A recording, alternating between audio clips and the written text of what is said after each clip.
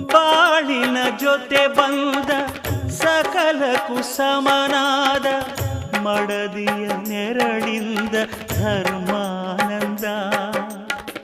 ಹೃದಯದ ನೋವನ್ನು ಪ್ರೀತಿಯ ಸುಧೆ ಮಾಡಿ ನಾಲ್ವರ ನಗಿಸುವುದೇ ಮನುಜಾನಂದ. ಬೆಲ್ಲದ ಕಣದ